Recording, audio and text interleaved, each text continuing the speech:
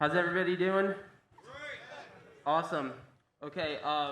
My name is Jacob Marco, aka the NFT Gorilla, and we've also got Rebecca Rose here, and Jules Urbach, Plant Daddy or Sam Clover, and Nicole Ruggiero. So let's start. Oh, Chad Knight was supposed to be here. Unfortunately, he couldn't make it.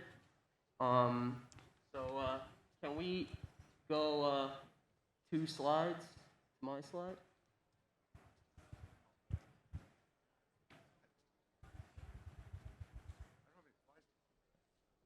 Anywho, this is a toilet. It's the $1 million toilet NFT. I've been bringing it around New York City and hopefully the world, and I'm selling it as an NFT for $1 million. If anyone here is wanting to buy it, you know. I started my project April 17th, so a few months ago, in front of the former 291 gallery, where, you know, Marcel Duchamp brought his urinal fountain and called it art. So, yeah, you know, I think the world has gone, like, kind of bonkers right now, you know, like, there are UFOs flying in the sky defying the laws of physics, you know, and nobody really cares about that. And, you know, like, we have millionaires from Dogecoin right now, you know. I don't know. Something has glitched in the Matrix, you know. Things are not right. So I don't know. I figured, like, there's no point in doing just, like, a cookie-cutter job. You know, I'd rather just do this and meet people and go on adventures. You know, it's fun. I plan, so my website is elonmusk.io. I'm hoping to get in touch with him. That's, like, my goal. Elon Musk, that is. You know, like, I'm hoping maybe he could, like, shoot the toilet into space or, like, Mars, like, get it on orbit or something like that. You know, I don't know. I think that would be super cool. Eventually, someone's going to buy the toilet for $1 million. Thank you. Thank you. Yeah. I mean, if anybody, first of all, if anybody knows someone who wants to buy it, you could just have them hit me up. Also, if anyone knows Elon and can hook me up, that would be pretty cool. I'm trying to think, what else can I talk about real quick? I don't want to talk too long because I want these guys to talk as well. Oh yeah, it broke. That's the one last thing I want to say. And that was a terrible day. It was July 30th. I was in front of the Charging Bull, and, you know, I'm just, like, doing my thing. It's hot as hell. Next thing I know, the toilet just tips over and breaks into a million pieces. And I just, like, you know, grabbed as many, like, shards of glass as I could, and I didn't realize how sharp it was. And I just started to get all these, like, pieces of glass in my hands, and was bleeding and everything. And then everybody, because, you know, they see this gorilla with a toilet and his hands are bleeding, are just, like, taking photos of me and recording me and just freaking me out, you know. And so, like, the cleaning people threw away most of it, but, you know, if Banksy has taught us anything, it's worth more now. So, yeah, insanity is sanity, you know, like, it's the only thing we could do. So, anywho, that's my spiel. I hope, you know, I'll be out in New York doing my thing, hopefully the world. I want to get this to Antarctica at some point. Come say hello, you know. That's about it for me. So, let's go to the next slide, I suppose. All right, Jules, you're on. Thank you. So, yeah, my name's Jules Urbach. I founded a company called Otoy that makes Octane Render, which is a tool that a lot of artists use. I use it. About 4 years ago, we also launched a crypto project called Render, and the Render Network allows artists to take their artwork, and it gets rendered in a decentralized way on the blockchain. And it's kind of amazing because as you're creating the art, as the photons are sort of being assembled and you're generating an image, you actually have a proof of render. It's basically already ready to go as an NFT. But I'm here to talk about some of the more physical pieces of art that are being worked on. So why don't we go to the next slide, and I'll talk about a couple of projects that intersect with render and with the digital art world. So we've announced 3 projects that we call archives. And these archives are things that use our digital tools to create images, to scan in documents. But you can use that to really store on the blockchain. It doesn't have to be an NFT. every single thing that relates to your life's work. So Beeple was, basically one of the very first to sort of help us figure this model out. And, if you look at the image on the top right, I guess maybe it's top, the other side for you guys, you'll see that even the Christie's piece from March, was something he was very proud of having as a physical object. And the way that he looks at his art going forward, and I was just talking to him last night about it, is, he wants to have this physical presence that connects to the NFT, that can still be rendered, it can still be, this new piece of art he has at Christie's gets refreshed at his whim. It can come from the blockchain, it can come from the render network, but that physicality is really interesting. In the case of the Gene Roddenberry archive, we've got physical assets, we're scanning in, the real models from the ships. But I think the future of all these different projects intersect around holographic display panels.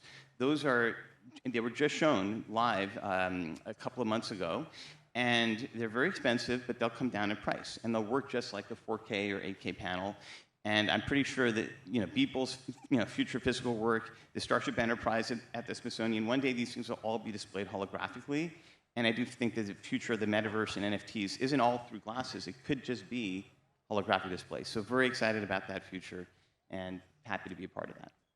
Thank you.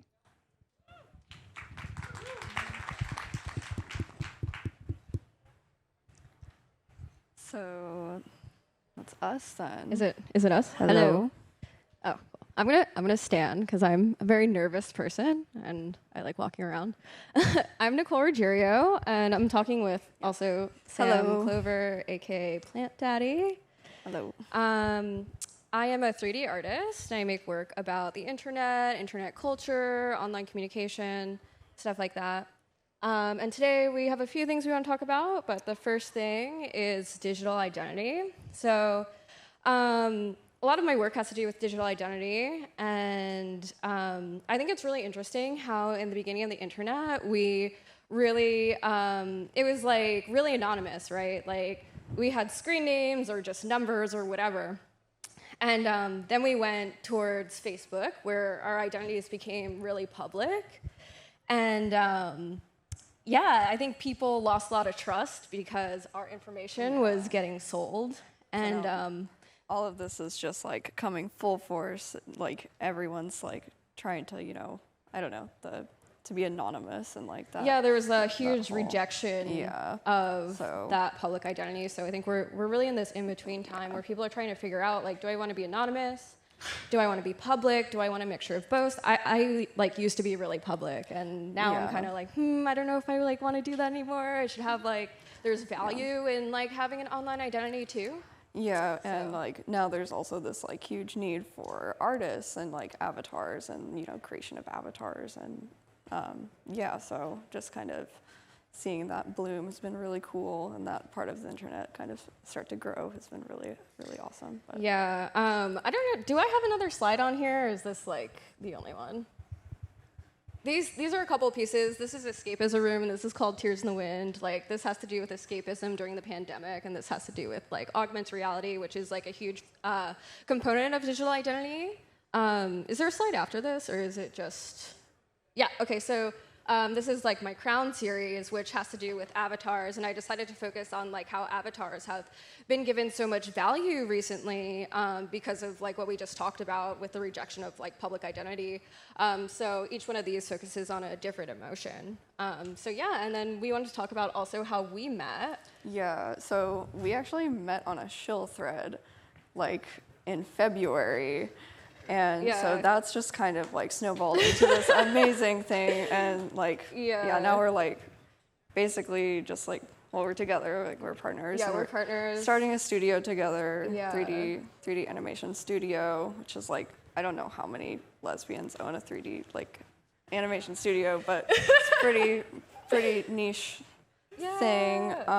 So yeah, it's pretty been cool. We're very excited about that. pretty thankful for the NFT space for that. Yeah, we're really thankful that we were able to meet and like fly to each other like a bunch of Oh, times. yeah. Like thanks to Yeah. NFTs. Like I was literally going like I lived in Seattle, so I was going from Seattle to New York like once a month for 6 definitely months or wouldn't something. have been able to do that. It's Like we no- wouldn't have been able to like Not meet each other like sustainable. this. So and then so she moved here, and so we've been working together thanks to Yeah. NFTs, and that's been like awesome. Yeah.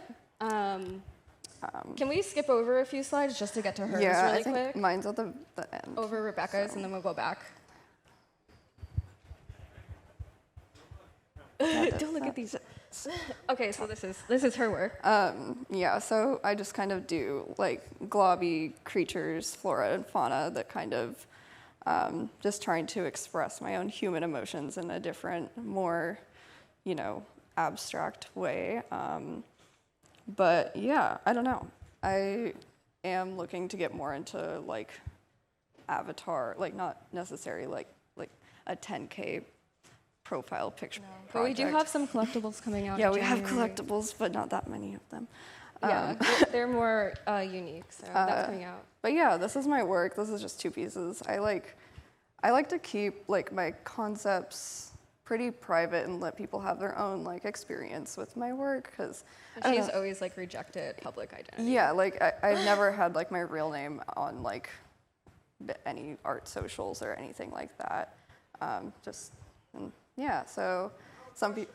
Hello. Yes. So how are you going to, have you thought about implementing this in metaverses? Pretty cool. Like, games, Decentraland, something. What do you mean? Oh yeah, I mean like, I'm like just learning how to rig and like animate stuff. I'm just a sculptor right now, but like But games. we're planning on. Yeah. I've done VR She's and everything. great with I've mocap made and all that. games and stuff, so we're definitely going to be going in that direction. That's why the too. studio's Yeah, happening. the studio's So, happening, so. but yeah, I think that's like. Yeah, so pretty much follow us on Twitter and Instagram. Yep. That's Plant Daddy. I'm Nicole Ruggiero, _ on Twitter, no _ on Instagram. Thank Yep. you. Thank you. Goodbye.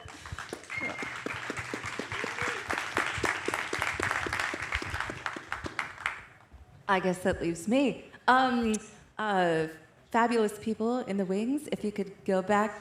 Oh, you already did it. Thank you. Give a hand for the wonderful people in the wings here, bringing everything to life.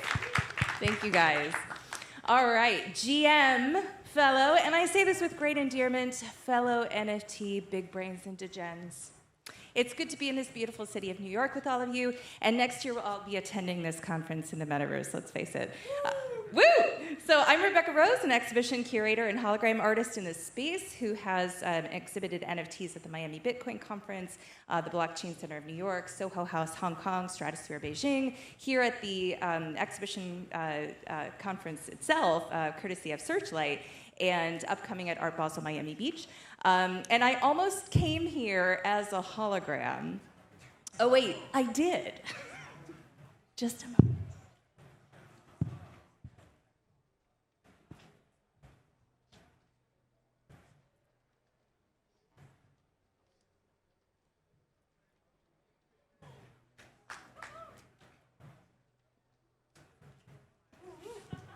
Yes, it's me. So everybody, do me a favor. Grab your phones, look down at your phones for a second. Pretty flat, right? We all experience and consume NFTs from flat device screens, and I ask all of you, is that enough? Is that what we're gonna settle with? I ask you not to settle. It makes you wonder, how can we improve on that experience and bring a flat NFT into a physical space as a living, breathing hologram? The NFT on the device next to me does just that. What you're seeing is a quad-split holographic video format NFT paired with a holographic pyramid, which allows the NFT to enter this very room as a hologram. So do me a second favor. Everybody in the front here, look below your chairs. Each of you are going to find a small, phone-sized holographic pyramid, graciously given by my sponsor, Spectre Holograms, for this talk, underneath your seats. Yeah, feel around for it under your chairs. If anybody in the back, if you see an open spot down below, feel free, grab a pyramid, because, it needs to go home. It's okay, I can wait. So going to the slides, what makes this possible? A quad-split holographic NFT with a 45-degree angle transparent pane reflects the light beams of the NFT in a way that's visible to the human eye. It's like Tupac, but four-sided. Anamorphic distorted holograms take NFTs projected on cones and cylindrical shapes, like this anamorphic Bored Ape as a hologram in a champagne glass. It removes corners that a pyramid gives and offers a hologram in the round. So some troubleshooting. If you have a blurry hologram, make the depth of your reflective panes thinner. The less dense, the crisper the hologram is going to be. Upside down, turn the pyramid the other way, you big-brained degens. Alignment off, make sure the holographic video format is in a north, south, east, west configuration to match the sides of the pyramid. Want it bigger? Scale the device the NFT plays on to a bigger device with a holographic pyramid that matches in size. The bigger the screen, the bigger the pyramid needs to be. That not enough? Next slide, please. Volumetrically captured or 3D sculpted objects projected onto floating vaporized particles emitted from your phones. Or curved, immersive 3D LED screens that are 13 feet by 60 feet in length that extend holograms and stereoscopic NFTs 12 feet in front of your face, as we at the Mint Lab demonstrated in Brooklyn last month. You were there. So buckle up, boys and girls, because this next alpha could make some of you billionaires with a B. Google, Apple, and other blue-chip companies last fall have filed and won patents to incorporate holographic imagery that raises off of your phones for future devices. So now think of your personal NFT collection and imagine your punk or your ape lifting off your phone screen as a holographic NFT. Smoke and mirrors, some will say, but this actually goes beyond NFTs, and the whole world will want it.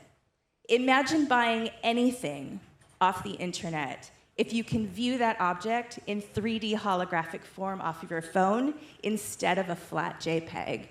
Anything you'd buy online, from a hammer to a yacht. I'm talking the entire e-commerce ecosystem being disrupted and revolutionized here. Imagine Zooming with your family and friends and colleagues, whomever, in real time with all participants as holograms. But today marks the day where NFTs with holographic possibility walks into your life, and you'll have the Poe app to prove it. So open up your Poe app. The passcode is hologram. So will you be on the teams that bring this innovation to the masses? Because the race is on. Ready, set, go.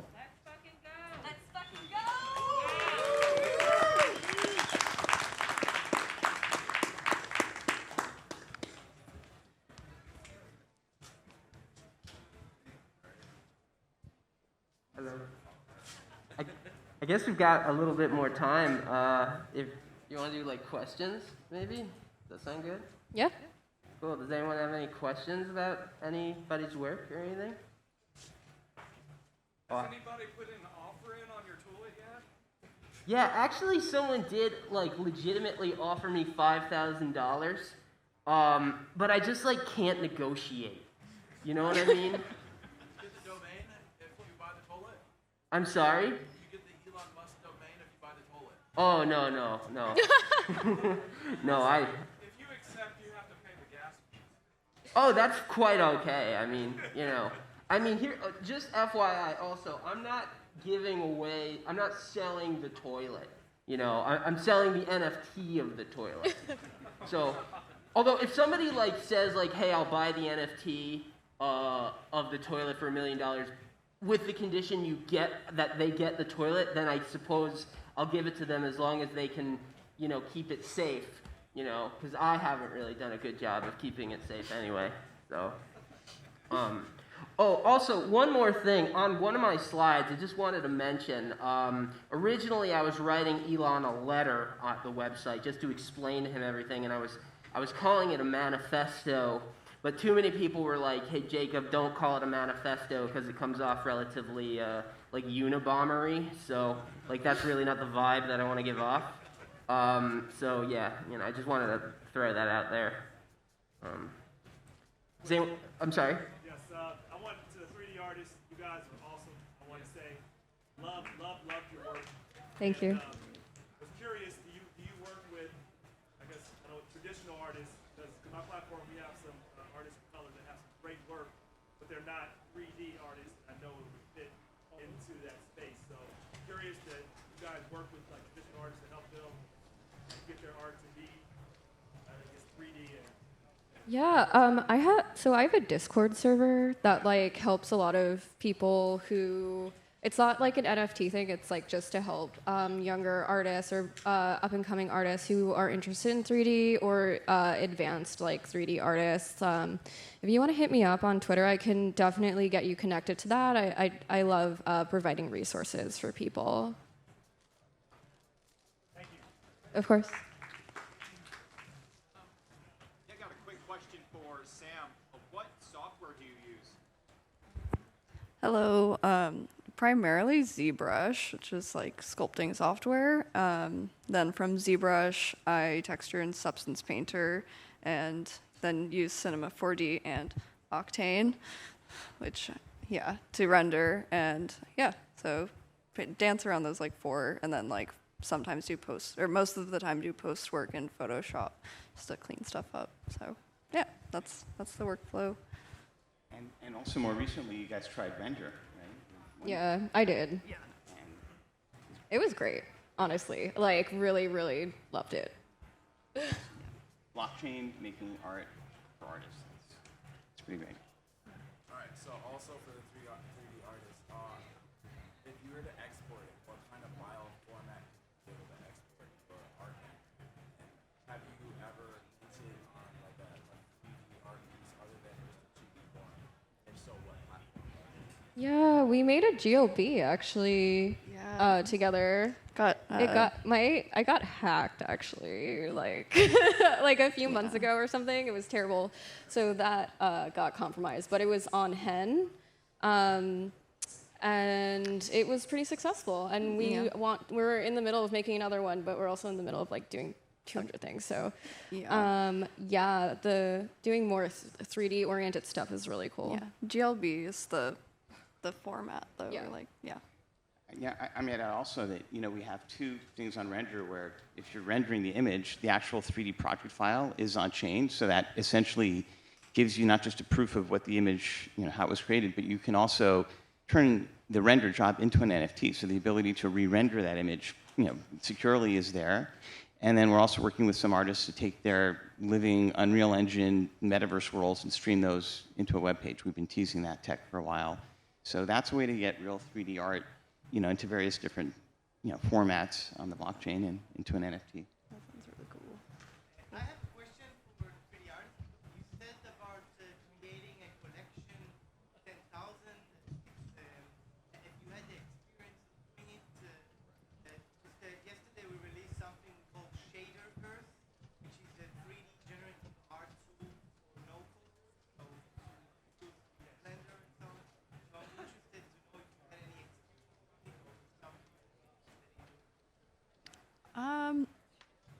Personally, not. What about you? Not. Yeah, really. no, we're not. We didn't do like the 10K Yeah. collect. We are releasing some collectibles, but it's gonna be like There's- something very different. Yeah. We didn't do the 10K thing, but generative stuff is cool. I don't think either of us like do that. It's much just not generative work. personal enough. Like, and there's, I don't know. There's no way to really. I mean, like you could have concept behind like 10,000 pieces, but it's just like, yeah, I don't know. Something for us, smaller it's- batches feel better. Yeah, Yeah. I don't think either of us do generative or that interested in too much generative stuff, Yeah. unfortunately. But it's cool. It's really cool. Very cool. Oh.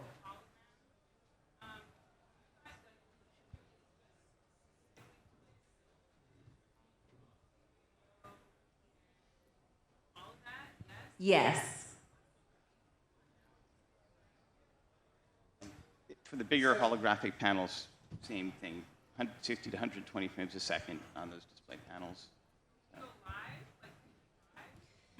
Yes, if you have a live stream footage coming through, as long as if you're projecting it onto a cylinder, then that footage would need to go through some sort of modification software to anamorphically distort it to match the circumference of the cylinder that the hologram will be projected in. But yes, that is possible.